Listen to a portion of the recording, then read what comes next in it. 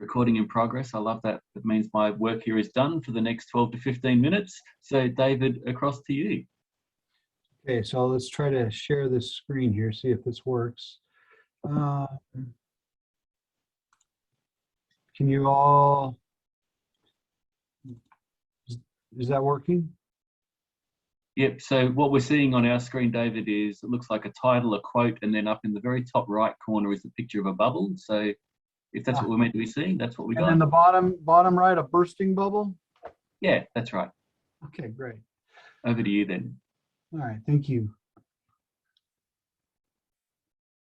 Don't judge me from my sudden burst.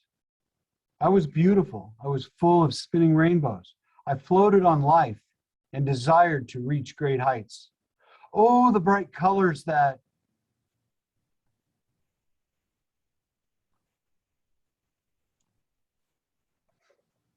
contemporary lives shared in individual bubbles. Consider the technology over the past 2 years, this pandemic. I wasn't going to use that word. This pandemic has caused all kinds of havoc. And if it hadn't been for Zoom and other technologies like that, what our communications have been like without this? As I went through this experience, though, I kept myself revisiting another poem.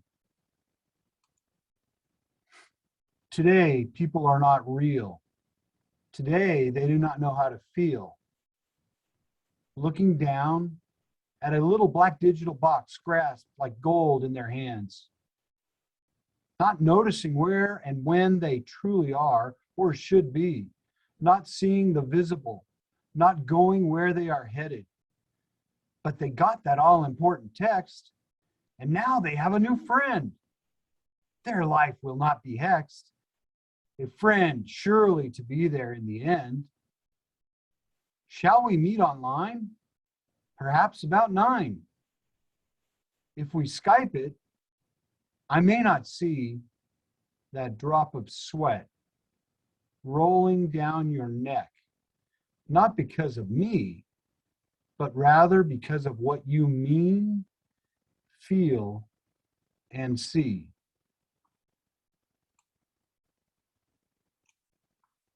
I wonder, in this digital communications of this pandemic, if we're missing out on communications, hidden messages that we normally would get, that we don't get with the Zoom meetings. That would really pop our bubble, wouldn't it? Fragility of life. My father's life of 90 years is not a standard deviation or average, but a living bubble nearing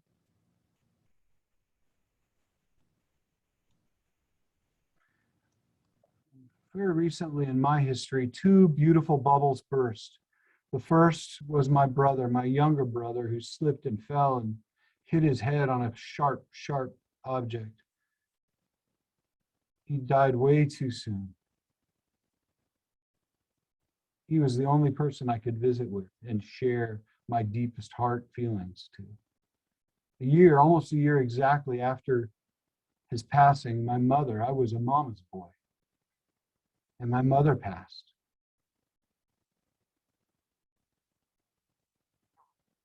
There were 2 remaining bubbles, my father and I. Oil and water.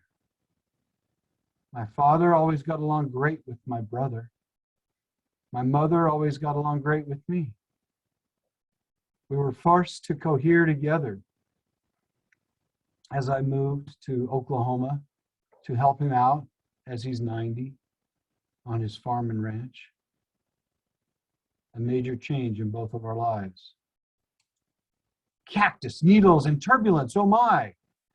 A loss of reflection, a loss of the thriving. My father, one of the things he had the most joy for was going to the senior center and visiting with folks his own age, fellowship he called it, and listening to music and playing bingo and all kinds of things, and just talking and nodding as they didn't hear each other.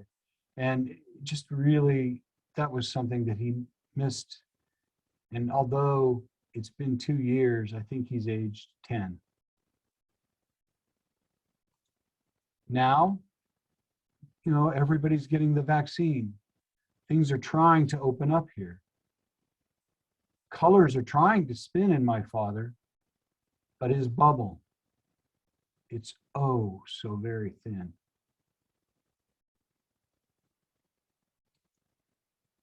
Wonder. Oh, bubbles can be so beautiful. Bubbles can just make everybody smile. When I think about that with myself, Elliot Eisner's enlightened eye, the researcher's eye, the eye of the connoisseur. Thoughts grow appendages and wander down roads not previously taken, or roads overgrown with brushes and brambles from years of neglect.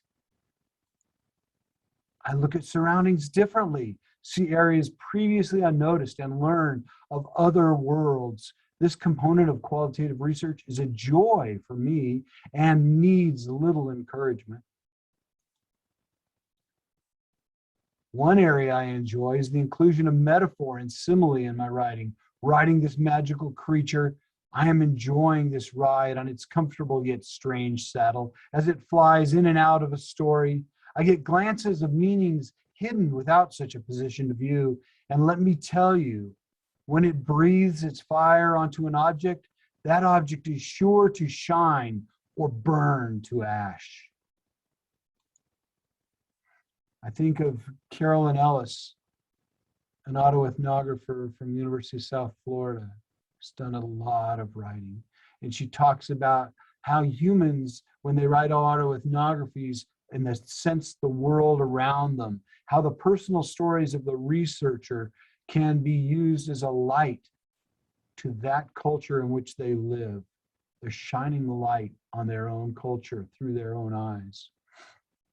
Sarah Lawrence Lightfoot and Jessica Hoffman Davis, as they wrote on portraiture, they reflect that the bubble's light is actually that of the researcher or the storyteller.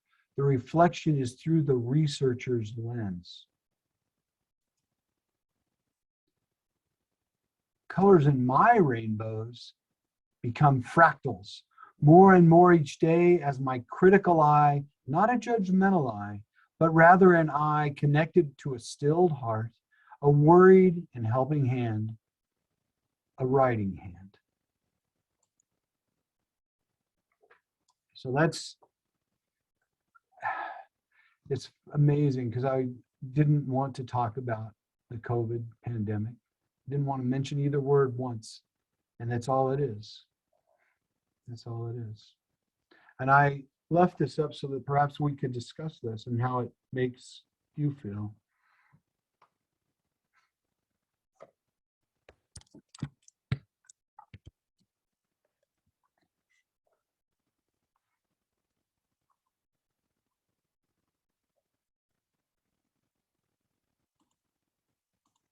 Anybody want to comment? Can anybody comment?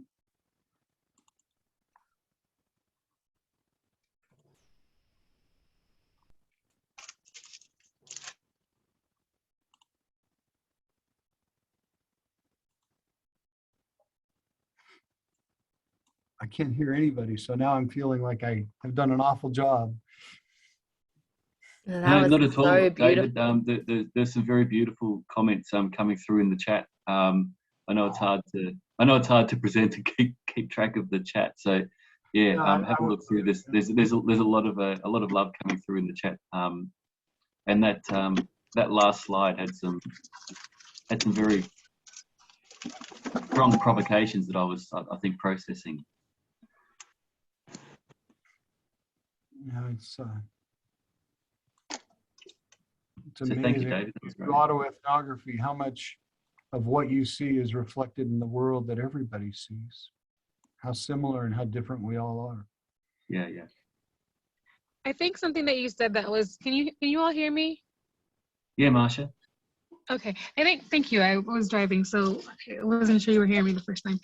One of the things that you just said, you said being critical but not judgmental. And I think sometimes as writers and as critical, for me, for example, being critical of structures and systems, it's important that we try to distinguish when we are being judgmental versus when we are being critical, because sometimes those lines aren't so solid per se.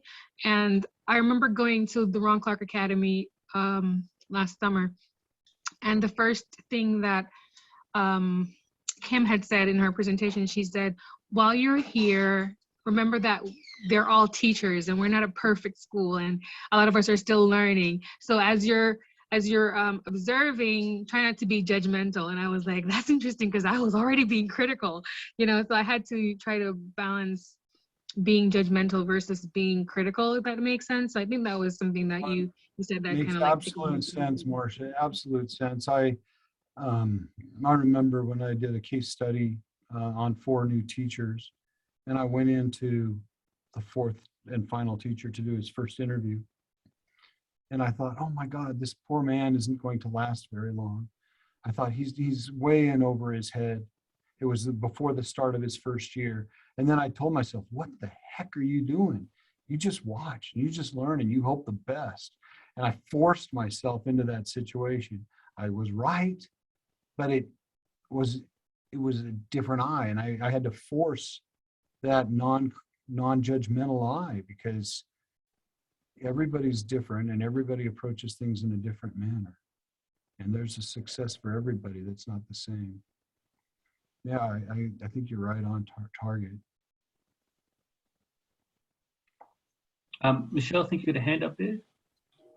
Yeah, sorry, long habit of raising hands. I just wanted to make a point that I think there's something about writing, it's really rude, because it always makes us write about that what we're trying to avoid. And then, because I bet it's one of the comments that you made, that you didn't want to write about the pandemic and COVID and all the rest of it, and yet it crept in anyway. So I think that's probably something that we can all recognise.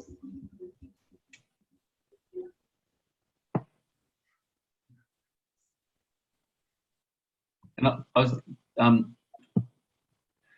that last slide, David. Some of those words, like the word wonder. I love the word wonder in autoethnographic writing, because wonder is something that we can do internally as a cognitive action, I suppose, or an imaginative and creative action. But it's also something that we look out into the world and we see wonder. 7 wonders of the world, for example. So there's wonder that's both internal and wonder that's external. And as autoethnographers, I think that word really resonates with me. I love hearing that. It's, I 3 children, and my oldest is a statistician and quite a good mathematician. And one of the things that she told me not long ago was, because I've always told her, enjoy the little things, what's that little bug? Well, look at that little flower in the middle of nothing, it's a weed, but it's a beautiful little flower. And she said, Dad, I love the little things. She said, that's the one thing that meant more to me than anything. And I didn't realize how much it meant to her. And wonder that's huge, isn't it, Craig? Yeah.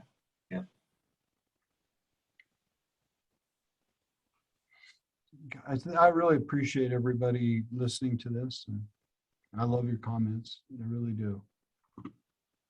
Thank you for kicking off our session, David. But I'm going to, there might be time for some more questions as we cycle back. I know some people, particularly in the States side, might be starting to think about logging off, but that's okay. We will now hand over though to Georgie. Sure thing. Wow, that was so beautiful, David. Thank you. Thanks.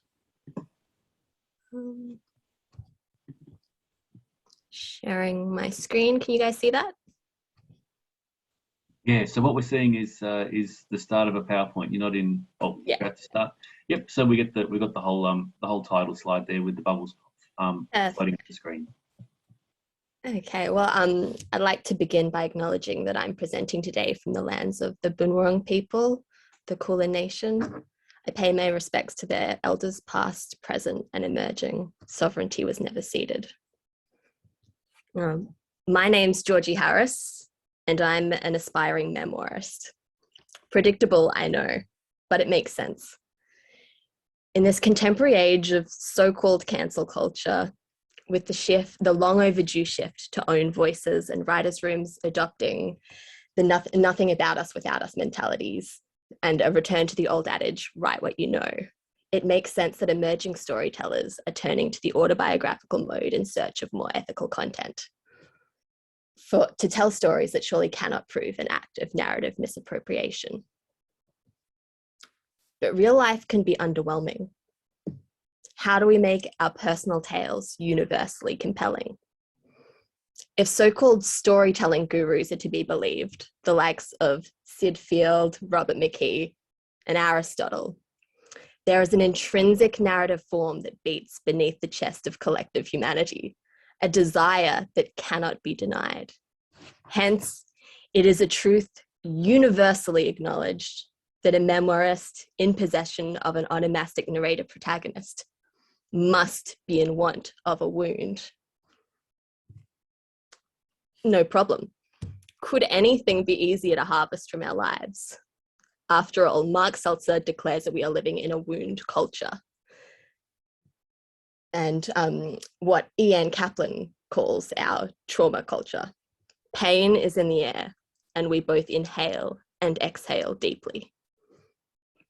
So here I am. Like many of my peers, I find I have awakened this urge deep inside. This narcissistic urge to write about myself. This duplicitous urge to betray everyone I have ever known. The vengeful urge to shed light on those by whom I have been wronged. The oversharing is strong in this one. Or at least these are the worries and guilty feelings that bounce around inside my head every time I go to write in the autobiographical mode. Well before sharing, still safe inside my bubble, I worry. In fact, worry feels integral to the entire process.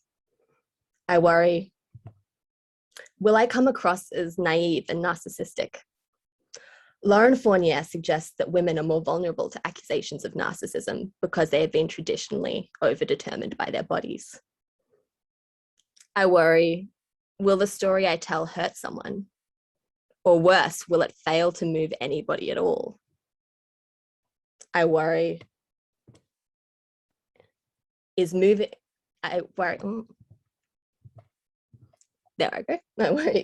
somebody through narrative a pointless pursuit in the first place? Nemwali Serpel and Maria Tamarkin agree that empathy generated through storytelling is not all it's cracked up to be. Literary empathy rarely leads to real-world action. In fact, the continued elevation of empathy may lead to further, more insidious violences, justified because certain victims are not sufficiently easy to empathize with. Then I worry, do I have a relatable enough narrative voice? Catherine Cassette says that in order to cultivate emotional truth, a writer must take their lived experience and remove the overly anecdotic and idiosyncratic features of that experience so that the reader can claim it as their own. Anna Marie Jugos says she is attracted to the autoethnographic form because it renders the personal impersonal. But wait, might a depersonalization be not just ethically dubious, but aesthetically? Hence, I worry, is my wound too relatable to the point of dullness?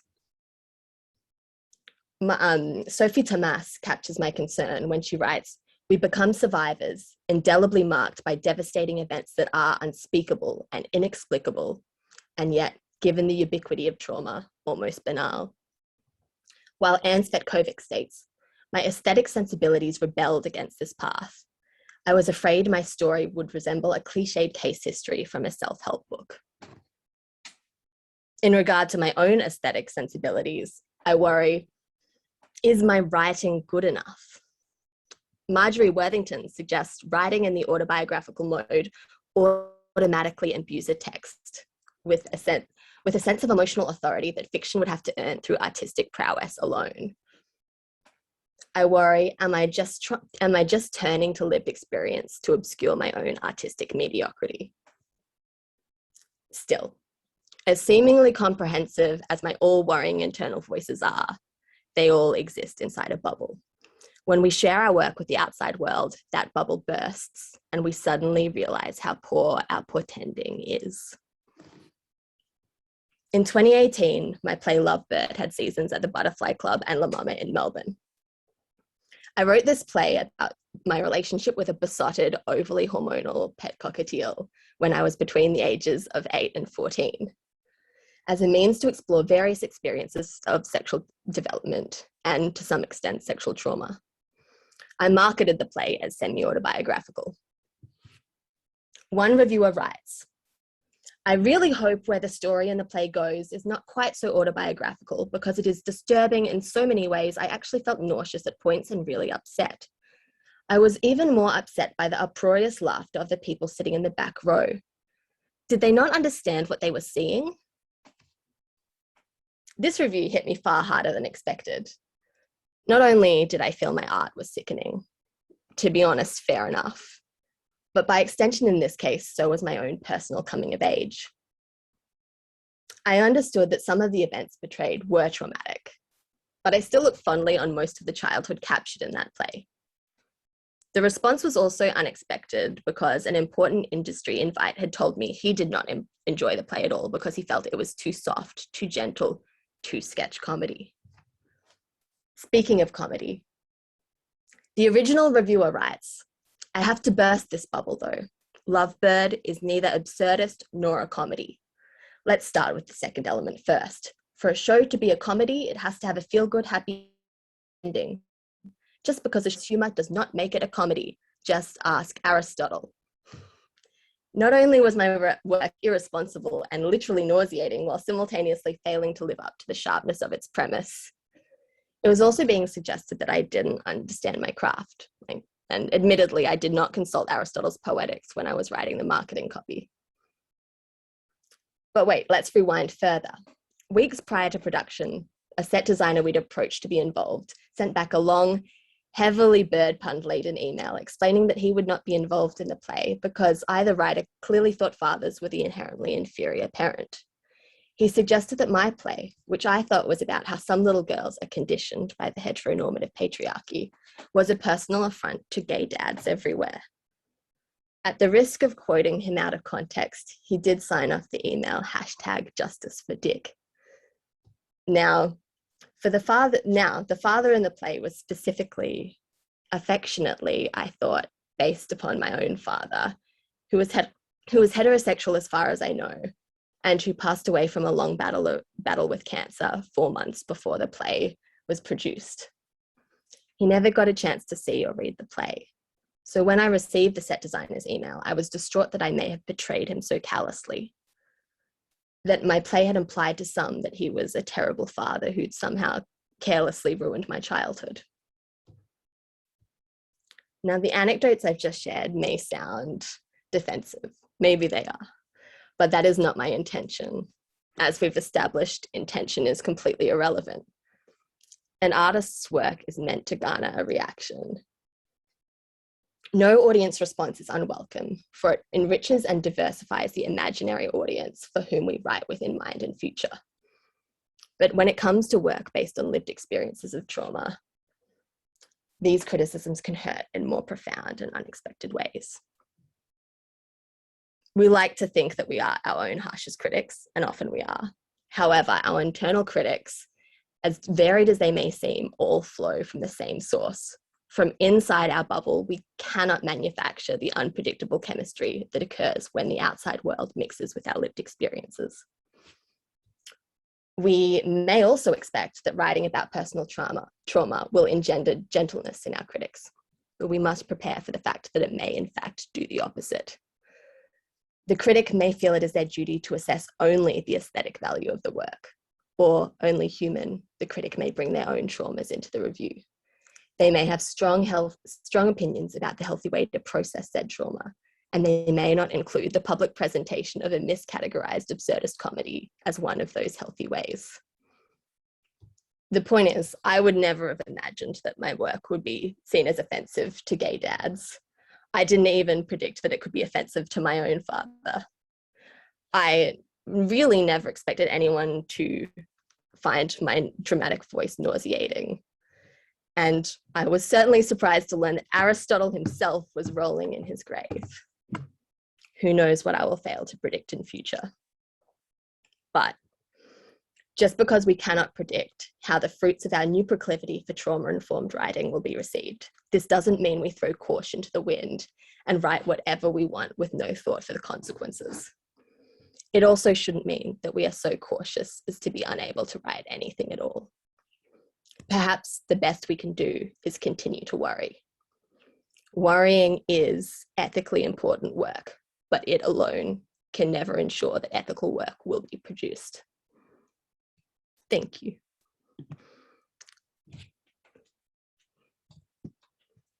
Sorry, my PowerPoint stopped working. No, thank you, Georgie. I was just putting into the chat that little quote you had right at the end. Yes, and a couple of people picked it up too. Worrying is ethical work. Thank you for that. Just summed up so much of what you've been talking about. It was really great.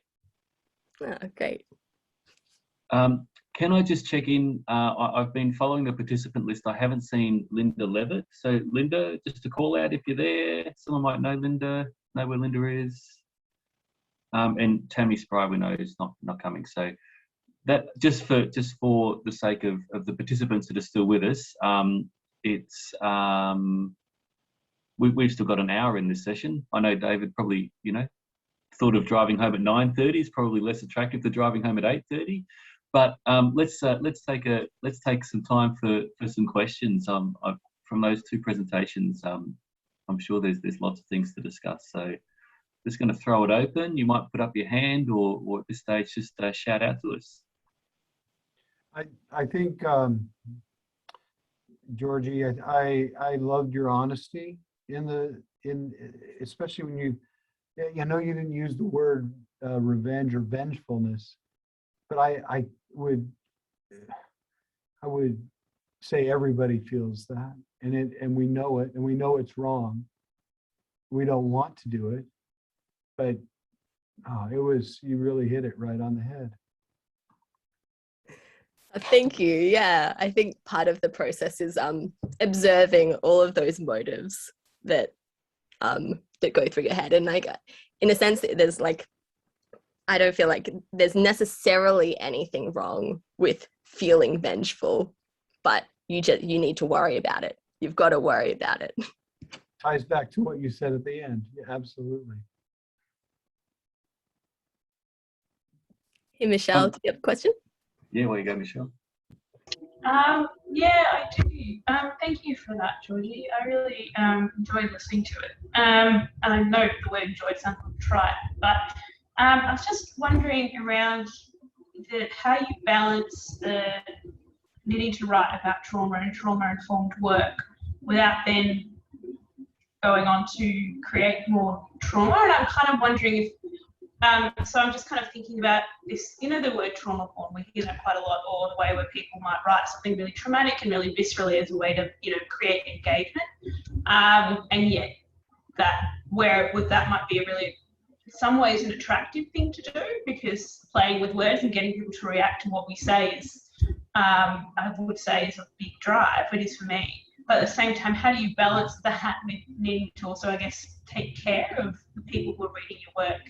And I'm thinking this very much in the context of autoethnography, where we know a lot of people might come to autoethnography with their own particular histories or experiences of not being heard or coming from marginalised places. So you've got to kind of balance that writing, but at the same time not erase what you wanted to say.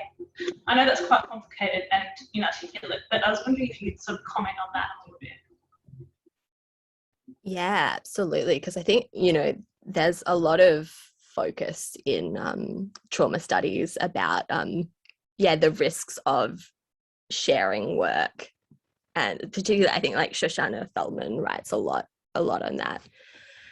And it's always a problem. You're like, you know, should you choose not to write things, and should you censor yourself, or should you provide really detailed content warnings, or should you mark it with, you know, the decision not to warn if you feel like content warnings will somehow like affect the integrity of the work. Yeah, and then, you know, there's all sorts of other things that you've got to keep in mind at the same, like you've got the aesthetic value of the work, you've got the pleasure of your own creative process that you've got to keep in mind as well. And I don't think there's any hard and fast rules for it. I think you've just, you've got to have these things in your mind like every time you're about to share work, and it's got to be part of your editing process. And I think a lot of us, particularly people, you know, when I was a playwright, I was not in the academy and I wasn't doing ethics applications, so you would be a lot more careless with those things. And I think I'll be a lot more careful in future, and it may mean that I censor myself more, or it may not. We'll find out. I think, Marsha, I see your hand up, but I just wanted to throw this question out there, because Michelle, I've seen the care that you've taken for people who will join you in your presentation later today. And so for Georgie, David and Michelle, I wonder how this conversation relates to the phrase David used about fragility of life.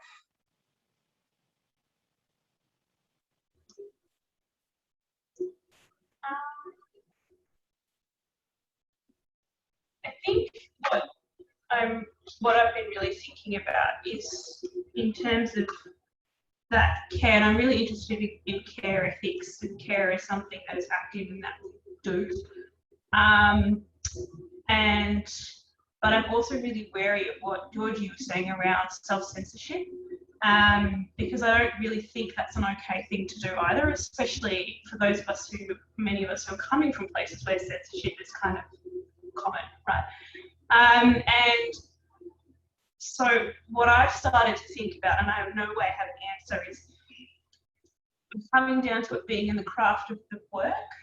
So can you say something really, like, let's just say traumatic or terrible, but can you tell it in a way that allows people to sit within that space? So maybe not going for that really visceral image or that really intense description of something, but can you tell the same story in a way that doesn't take away from that experience, but actually allows people to come to the table and engage there with you? And I was really struck by something I read a couple of years ago around trigger warnings in teaching spaces. And the conversation is always about you just making it too soft and easy for people, but you need to care for people. And someone wrote, it was like a research piece, and they said, knowing what's coming means that I'm able to sit in the room. So, and I also think it comes into the form. So what you might do in a presentation might be a little different to what you do on the page. And it is something that really concerns me, because I do have a really intense pull to want to be really visceral and want to really translate those experiences and not have to kind of censor my own life, but I need to really temper that. And I think for me that's a development of craft to take care of that fragility of people, so that they can, I guess, stay in the room. That's sort of where I'm at the moment, but I'm sure that'll shift and change, I think. David, did you want to add to that? And then Marsha, I think, had a question.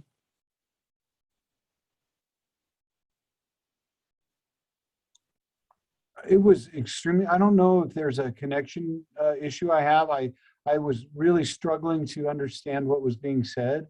I may have a thought that what I think it was about.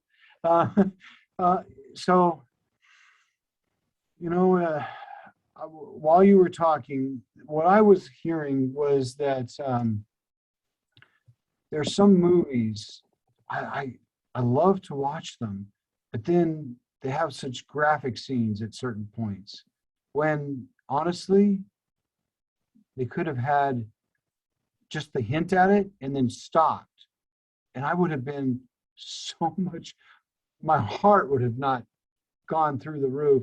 My senses wouldn't have been shattered and ripped. And sometimes I don't need that, the being ripped apart.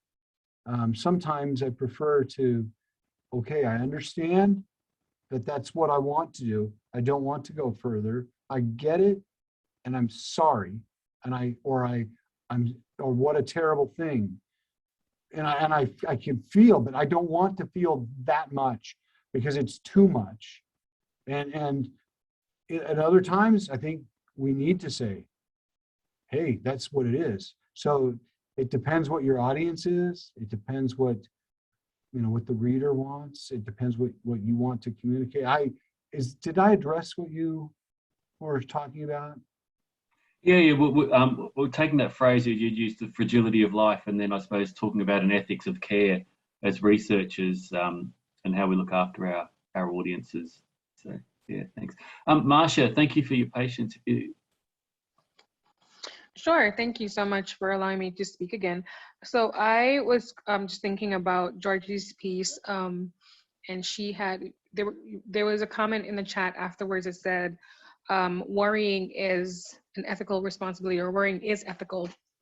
So I wanted to check in with her as she was writing her piece, where she said that the character in her writing was supposed to resonate her dad, and she was worried that she didn't do him justice, and that he had passed away, unfortunately, prior to the script or the play coming out.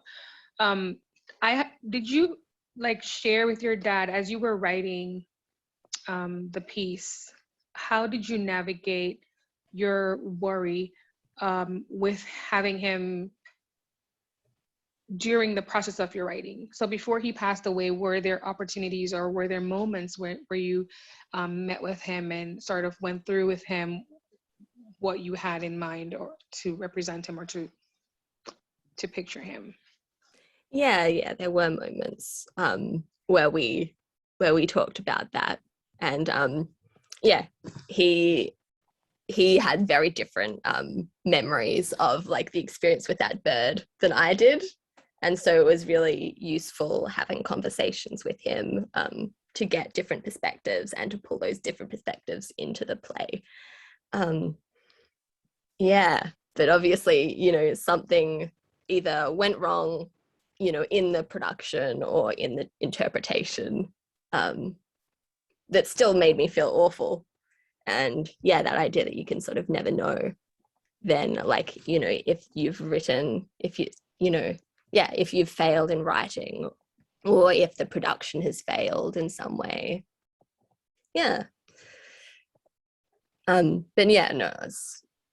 portraying other people is tricky, and portraying family members is tricky, but he was really excited about the idea. He did find out that the play was going to be on, and he was excited about that.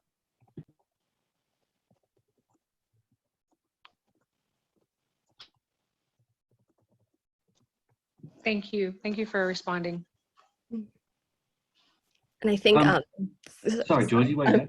Responding to what Michelle was saying before as well, I think, conversely, maybe a mistake that we did make in the production was cloaking the trauma too heavily in comedy, and that maybe in some ways made it more upsetting. Obviously, for most people, it had a very good reaction from most people, but maybe using comedy to minimize things obviously is ethically dubious as well, and that's something that I'll have to consider more closely in future.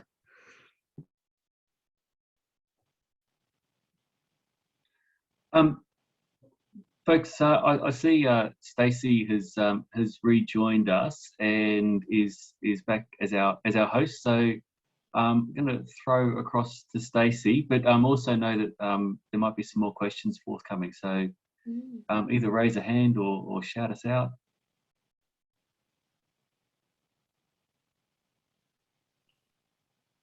And just a little check, I haven't seen Linda join us yet. So Linda. She's not here. I did send her a message as I did Sarah. We're just having some time zone conversion issues, I think. And thank you. I'm sorry, I've been jumping around, so I apologize to the speakers for not turning up right on time. But yeah, what wonderful work. Do folks have other comments or questions for us? Things we want to chew on? Talk about Hannah Gadsby. That's an interesting connection, Michelle, that you're making there. I maybe have a comment that isn't really a question so much, but directed to Georgie, but generally. Your slide about narcissism and sort of the way that it can be leveled against women and people of colour more because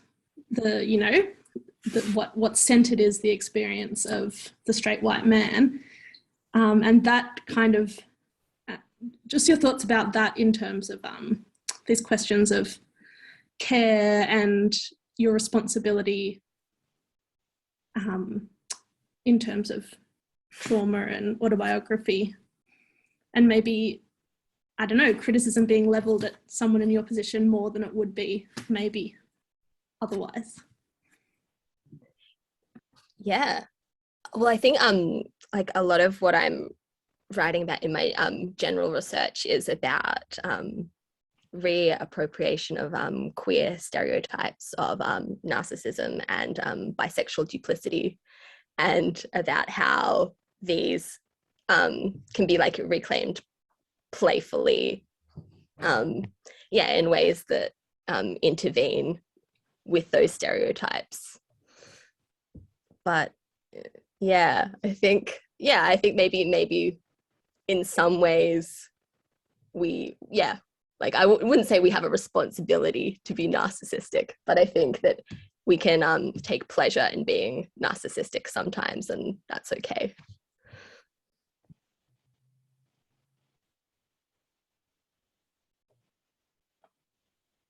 Great question, Nicola. Certainly something that's relevant for this community. Those kinds of questions about self-involvement or narcissism or me search and the kinds of, I always find those a little bit offhand and flip. They're not really engaging. And Georgie, it's a great discussion to kind of bring to us with regard to that. So thank you.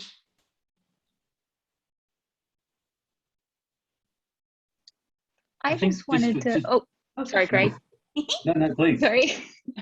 I just wanted to thank you both for your vulnerability in both of those pieces. I'm just sort of, I'm pondering, I had the pleasure of hearing Georgie's presentation yesterday as well as in our little rehearsal room for this session. So I come ready primed for that. But David, thank you so much for your vulnerability in your story. It was, it's really heartening to see how other practitioners weave the meaning from such a prompt, and I'm really caught. I don't know if I have a question per se, but I am really caught between the interplay between your two presentations about wonder and worry, and the interplay between those two things, the tension of the time. I know that there's an essence of vulnerability in this writing, and a certain investment in that and care, and it sort of was watching both of your performances side by side sort of got me thinking about that the idea of, it's almost like worry in the ethics of care is the practice of gratitude as it is to empathy, and vulnerability and investment in these things. And yeah, that's not a question, but it was a statement, and certainly something that I've been sort of hearing echoed through both of your pieces and responses. So thank you. Thank you. Those are kind words. My mother's bubble passing.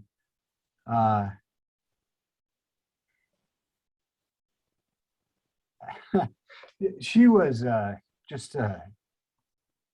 she kind of, I followed her. She taught me to love people and love life, and when her bubble popped, I almost just stopped everything. I didn't want to finish my doctorate. I didn't want to do much. That was still hard sometimes. So, and Georgie, when you were talking, there were so many places where I felt our presentations linked together, and yet they were so different, and yet they had some very, very similar points. And that just, that made me feel good. It really did.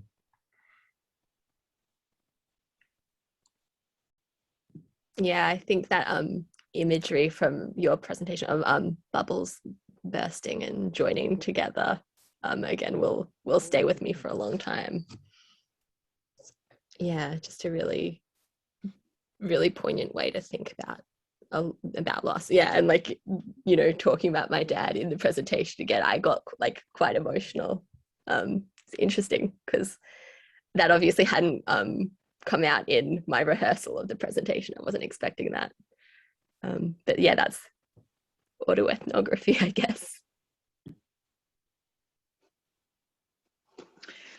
I'll just pop in if that's okay.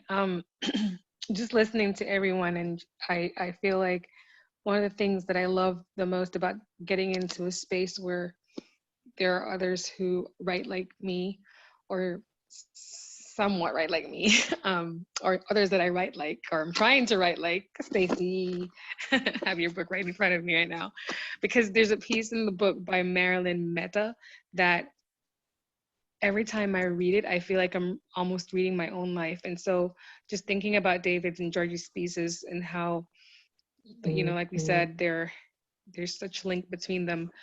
I think one of the things about getting in this space is to be in a space where you realize that you're not the only one who's going through things, right? And so with, like David said a while ago, when he experienced the loss of his mom, how you stop and you think, do I really want to do a dissertation? And that kind of goes back to part of my presentation earlier about wondering, like, what's the point of all of this? What's the point of sacrifice? What's the point of getting up every day and going to work? What's the point of saving an umbrella for somebody else's rainy day, if you look at it from one way, you know? So I just really appreciate this space and appreciate the fact that there are other people who are going through things that we've gone through or are going through. And that gives me strength and inspires me to keep trying and to keep going. So just a comment.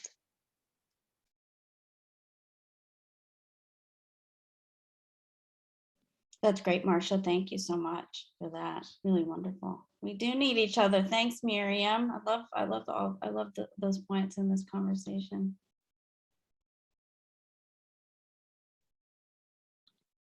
Anything else we'd like to say to each other?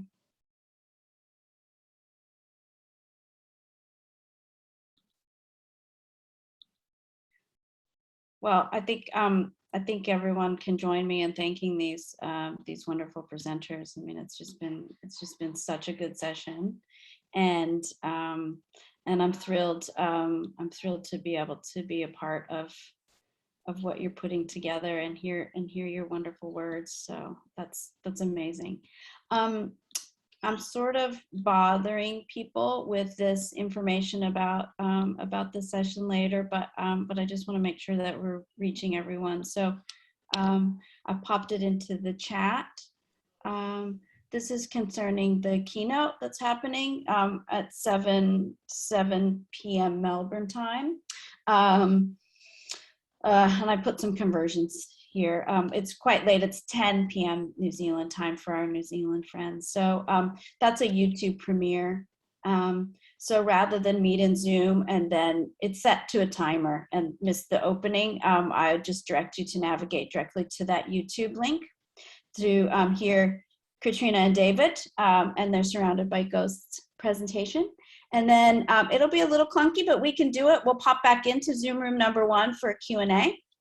And then they've got another treat, a tiny treat, a tasty morsel, and we'll pop back out, and that will premiere at 8:15 Melbourne time. It's a very short, like 3 minutes and 30 seconds, but they've worked their wondrous magic in the film and song making realm with our own CAE community, or some of us anyway. And so we will pop back out to YouTube to see that piece. So I just wanted to let folks know, if that makes sense to everyone. Yeah, and thank you for working late. And thanks everybody to our presenters today. I'm sorry that we missed Linda and that we missed Amira, but you know, hopefully they can catch up with us with their presentations. Maybe they'll post them up online. But that, you know, you folks are in good company with one another. So thank you so much. And we'll just maybe take a little bit longer to stretch our legs. At least right now the rain isn't happening, so so that might be great for us to get out and get moving a little bit, and then we'll see everyone back here Melbourne time. Am I doing this right? I'm not getting this wrong, am I? No, Melbourne time at 4 p.m. we'll have a panel session, and then we're going to do some bubble blowing, literally, with the beautiful visual artist Tessa Wyatt. We'll have a panel, and then we'll do our lovely keynotes, and then it will be the end of CAE 2021, which makes me sad. I know. Thanks, everybody. Thank you all. Thanks. Bye. Thank you. Bye. Thanks, everyone.